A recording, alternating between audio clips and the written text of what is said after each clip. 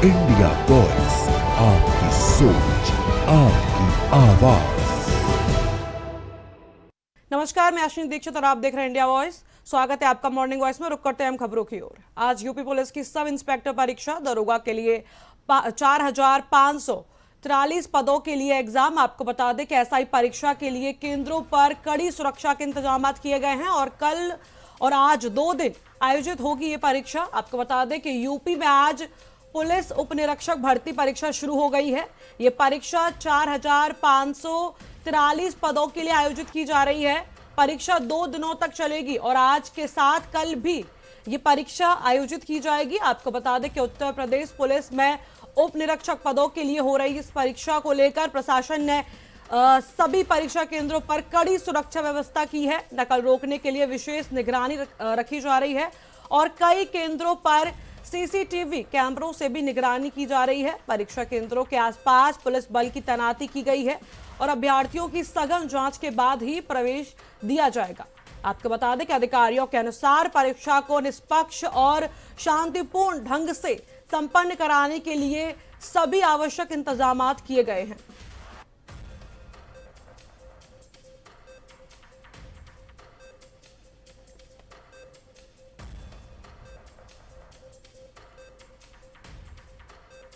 UP से आपको बड़ी जानकारी बता रहे हैं।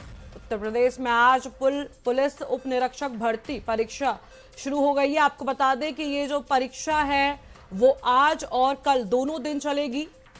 आपको बता दें कि उत्तर प्रदेश पुलिस में उप निरीक्षक पदों के लिए हो रही इस परीक्षा को लेकर प्रशासन ने सभी परीक्षा केंद्रों पर कड़ी सुरक्षा व्यवस्था की है। आपको बता दें कि नकल रोकने के लिए विशेष निगरानी की जा रही है। आपको बता दें कि सीसीटीवी कैमरों से भी नकल रोकने के लिए निगरानी रखी जा रही है। परीक्षा केंद्रों के आसपास पुलिस बल की तैनाती की गई है और अभ्यर्थियों की सघन जांच के बाद ही प्रवेश दिया जा रहा है। आपको बता दें कि अधिकारियों के अनुसार परीक्षा को निष्पक्ष और शांतिपूर्ण ढंग से संपन्न कराने के लिए सभी आवश्यक इंतजाम किए गए हैं।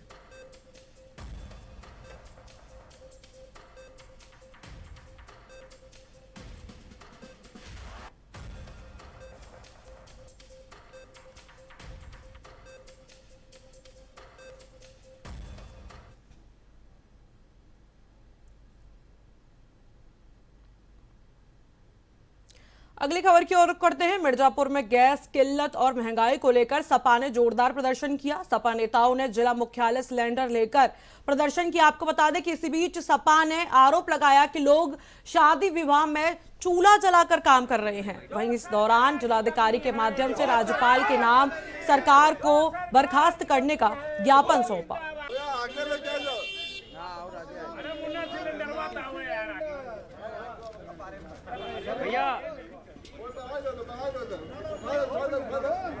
पूरे वो है कि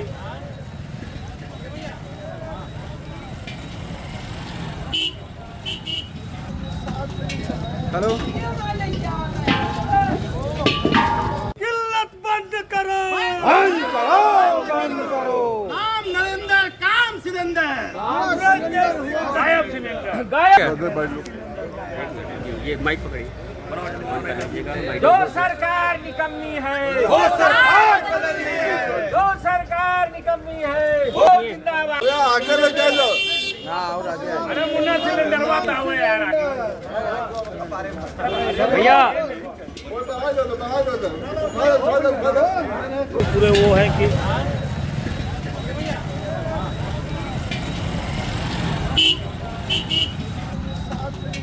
हेलो,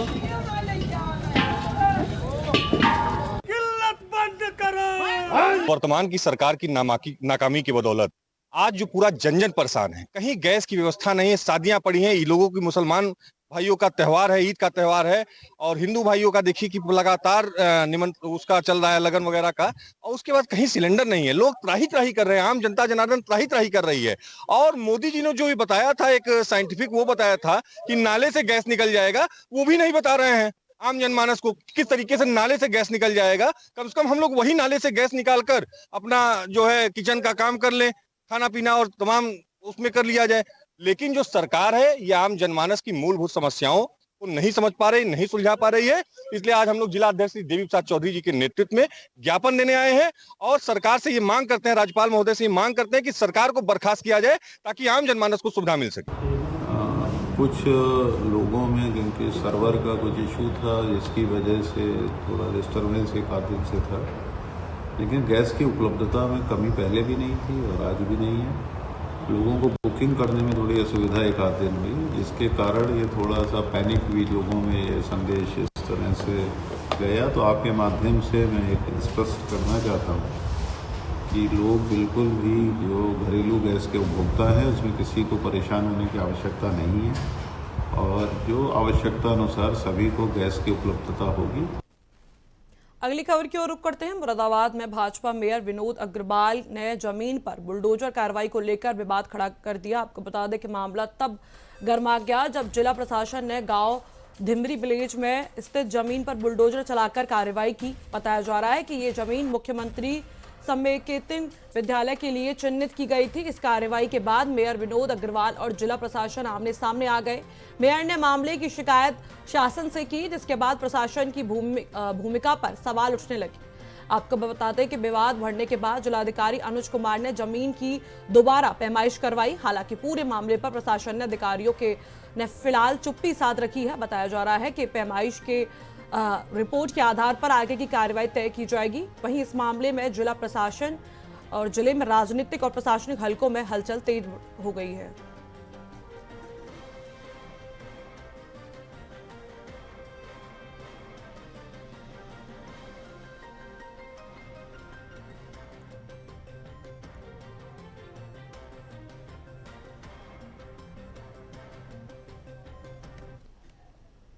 अगली खबर की ओर रुख करते हैं। गुजरात के थानगढ़ का सिरेमिक उद्योग बंद होने की कगार पर पहुंच गया है। आपको बता दें कि ईरान इजरायल तनाव के बीच गैस आपूर्ति को लेकर लिए गए सरकारी फैसले का असर अब गुजरात के औद्योगिक क्षेत्रों पर भी दिखाई दे रहा है। आपको बता दें कि सरकार ने उद्योगों के लिए गैस खपत पर 50% की सीमा तय कर दी है, जिससे सिरेमिक इकाइयों का उत्पादन बुरी तरीके से प्रभावित हुआ है। जानकारी के मुताबिक थानगढ़ के करीब 250 सिरेमिक उद्योग प्रभावित हो सकते हैं और निर्यात भी ठप पड़ सकता है।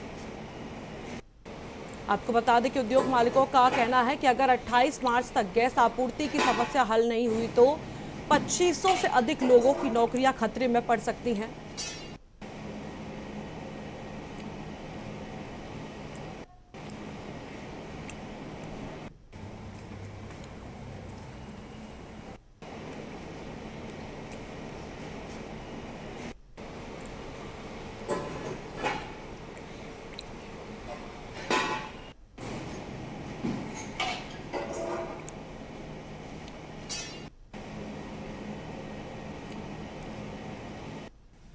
જે આપણે સૌ જાણીએ છીએ એમ જે ઇઝરાયલ અમેરિકા અને ઈરાન વચ્ચેનું જે યુદ્ધ ચાલી રહ્યું છે એની અસર આપણા ભારતમાં પણ જોવા મળે છે અને ખાસ કરીને સિરામિક ઉદ્યોગમાં, કારણ કે સિરામિક ઉદ્યોગ સંપૂર્ણપણે ગેસ આધારિત છે અને આ યુદ્ધના કારણે ગેસની સપ્લાય ઠપ થઈ ગઈ છે।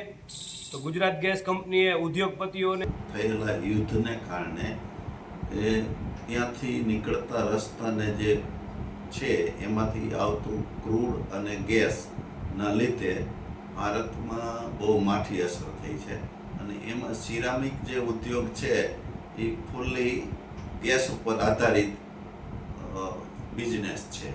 હવે ગેસ આવતો જો બંધ થઈ જાય તો 300 યુનિટ ખાંડના બંધ થઈ જશે અને જેના લીધે ડાયરેક્ટ 4000 માણસો ઇઝરાયલ અમેરિકા ઈરાન સામે વોર થવાથી સમુદ્રધુની હોર્મુઝની સમુદ્રધુની ઉપર સ્ટીમરોની અવરજવર અડચણરૂપ થવાથી ત્યાંથી જે આપણે એલપીજી આવે છે એને સ્ટીમર આવવામાં મુશ્કેલી થવાથી ગુજરાત ગેસે। अगली खबर की ओर रुख करते हैं। बुलंदशहर के खुर्जा क्षेत्र में नेहरूपुर रेलवे लाइन के पास जंगल में एक बच्ची समेत 3 शव मिलने से इलाके में सनसनी फैल गई। इनकी पहचान संबूती देवी सरकार और सरल सरकार के रूप में हुई है। बताया जा रहा है कि महिला और युवक रिश्ते में देवर भाभी थे और तीनों मूल रूप से पश्चिम बंगाल में रहने वाले थे। आपको बता दें कि वे खुर्जा में पॉटरी फैक्ट्री में काम करते थे। मौके से पुलिस को एक टूटा हुआ मोबाइल, एक अन्य मोबाइल फोन बरामद हुआ है। आपको बता दें कि फिलहाल पुलिस हत्या और आत्महत्या दोनों एंगल से मामले की जांच कर रही है।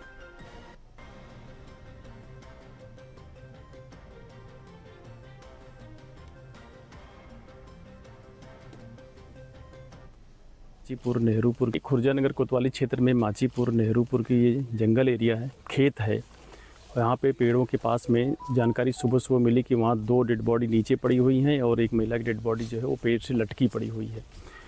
तत्काल यहाँ पे 112 और थाने की पुलिस आई और जो देखने से लग रहा है जो बच्ची की उम्र है 7-8 साल है और ये दोनों स्त्री पुरुष आप देखने में से तो कपल्स लग रहे हैं। ये इनकी उम्र लगभग 28-30 के आसपास है।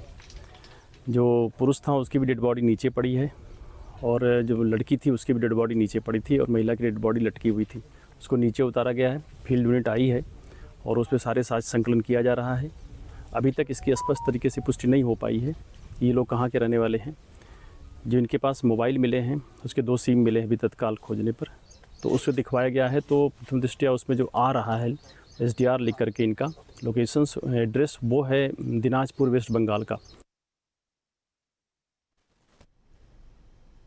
अगली खबर की ओर रुख करते हैं। गाजियाबाद में घरेलू गैस सिलेंडर की कमी को लेकर फैल रही अफवाहों पर जिला प्रशासन ने स्थिति स्पष्ट की है। आपको बता दें कि जिलाधिकारी रविंद्र कुमार मादंड ने कहा कि जिले में गैस की कोई कमी नहीं है और आपूर्ति पूरी तरीके से सामान्य है।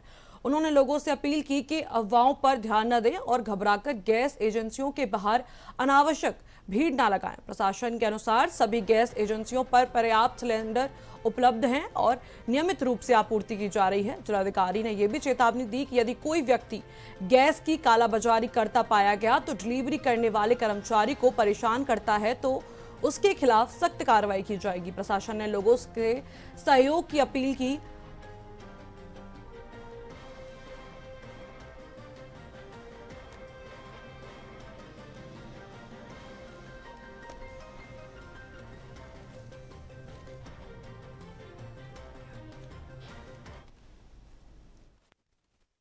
देखिए, इस संबंध में बताना चाहेंगे, आज कलेक्ट्रेट सभागार में जिलाधिकारी महोदय और मेरे द्वारा सभी जितने भी यहाँ पे डिस्ट्रीब्यूटर्स और गैस एजेंसीज हैं उनके साथ वार्ता की गई है, उनसे बात की गई है, जिसके क्रम में स्पष्ट इनके द्वारा ही बताया गया कि इनके पास पर्याप्त स्टॉक है। आने वाले समय में जो आपूर्ति है उसको पूरी करने के लिए कोई पैनिक बाइंग वाली जो स्थिति है उसको रोकना ही हमारा मेन मकसद है। इसके क्रम में अभी तक जनपद में कोई भी ऐसी लॉ एंड ऑर्डर की स्थिति या किसी एजेंसी पे कोई ऐसी भीड़ के द्वारा उपद्रव की सूचना हमारे पास नहीं आई है, ना ही ऐसी घटना हुई है कोई।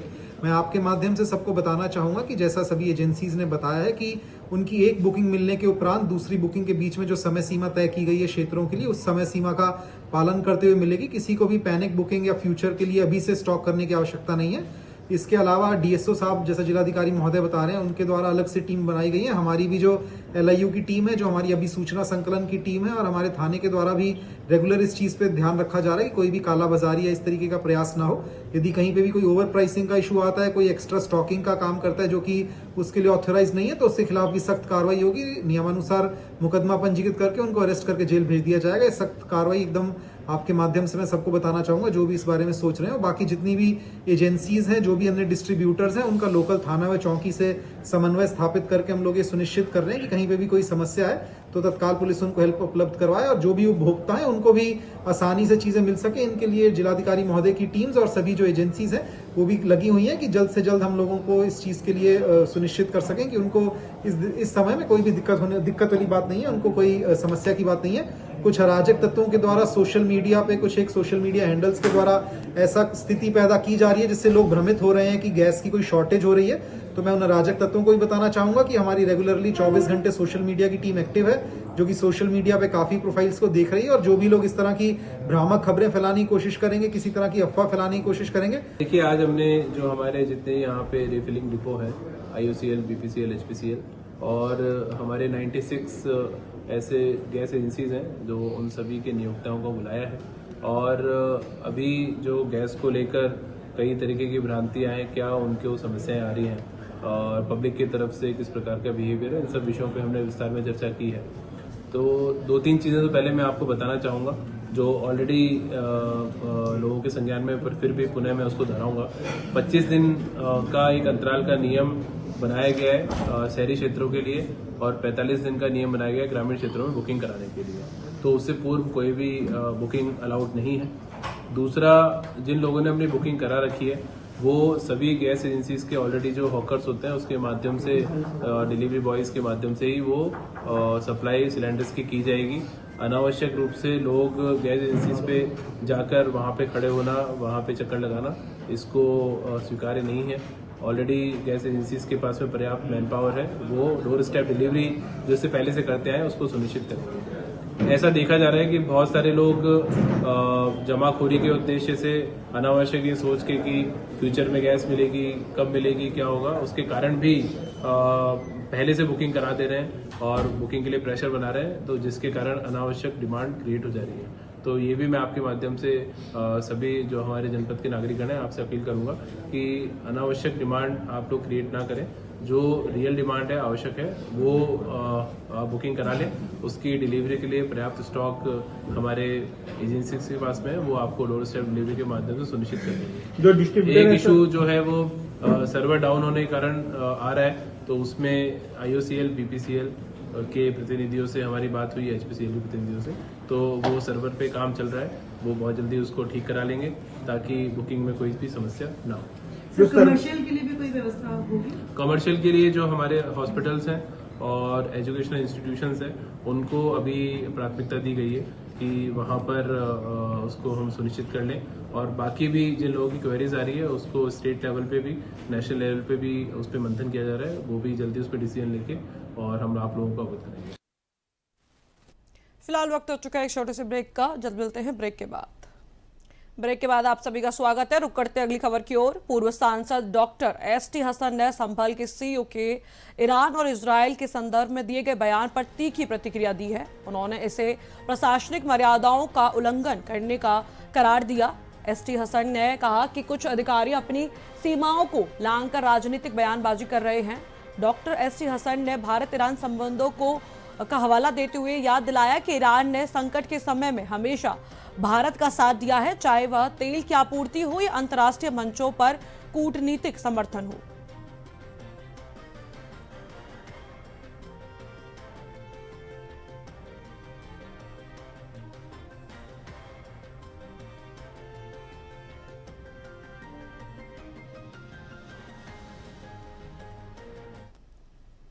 कुछ अधिकारी सारी लिमिट्स क्रॉस कर रहे हैं, उनकी जहां तक परिधि है उसके आगे उन्हें नहीं निकलना चाहिए। ये देश अपने संविधान से चल रहा है और इंशाल्लाह चलता रहेगा।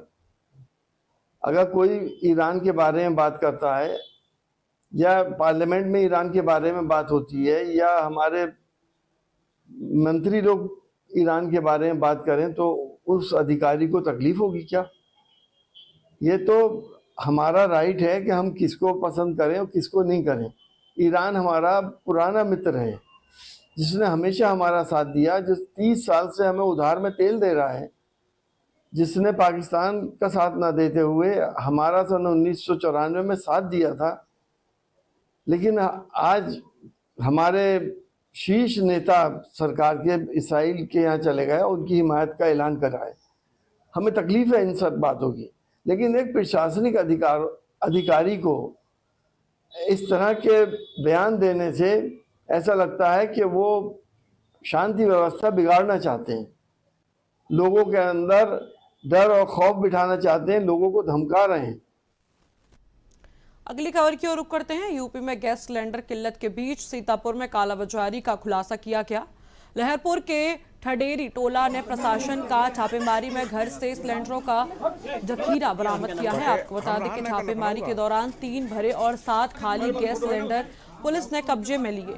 उप जिलाधिकारी और CO की इस संयुक्त कार्रवाई से इलाके में हड़कंप मच गया। ये छापेमारी महिला उपभोक्ता की सूचना पर हुई।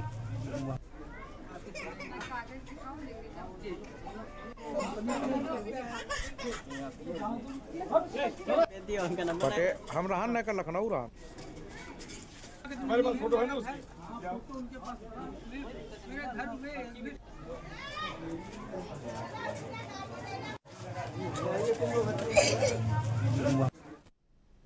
अब खबर लखनऊ से है, जहां आसिफी मस्जिद में अंतर्राष्ट्रीय कुदस दिवस पर विरोध प्रदर्शन हुआ। ये प्रदर्शन नमाज के बाद शुरू हुआ। इस दौरान फिलिस्तीन पर इजराइल के कब्जे और गाजा हिंसा के खिलाफ विरोध दर्ज किया गया। साथ ही फिलिस्तीनियों के समर्थन में नारे बुलंद किए गए।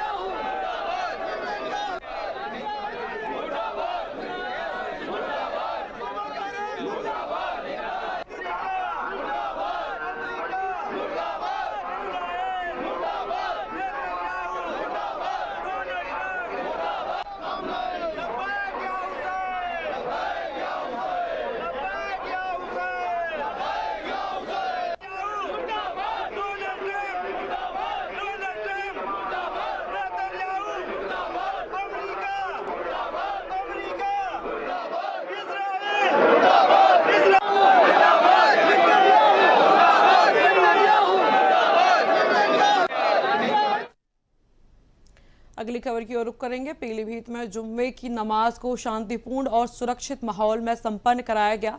नमाज के दौरान जिले में संवेदनशील इलाकों, बाजारों और प्रमुख स्थानों पर पुलिस बल तैनात रहा ताकि किसी भी तरह की अव्यवस्था या विवाद की स्थिति ना बने। आपको बता दें कि शहर की जामा मस्जिद के आसपास विशेष सुरक्षा व्यवस्था की गई। पुलिस अधिकारी लगातार स्थिति पर नजर बनाए रहे। इसके अलावा पुरनपुर क्षेत्र के शेरपुर क्षेत्र जैसे मुस्लिम बाहुल्य इलाकों में भी जो नमाज शांतिपूर्वक संपन्न कराई गई। नमाज के दौरान सुरक्षा को ध्यान में रखते हुए कई स्थानों पर पुलिस कर्मियों की तैनाती की गई। साथ ही सीसीटीवी कैमरों के माध्यम से भी निगरानी रखी गई। पूरे इलाके में पुलिस ने गश्त कर स्थिति का जायजा लिया। प्रशासन के अनुसार पूरे जिले में नमाज शांतिपूर्ण माहौल से संपन्न हुई और कहीं भी किसी भी प्रकार की अप्रिय घटना की सूचना नहीं मिली।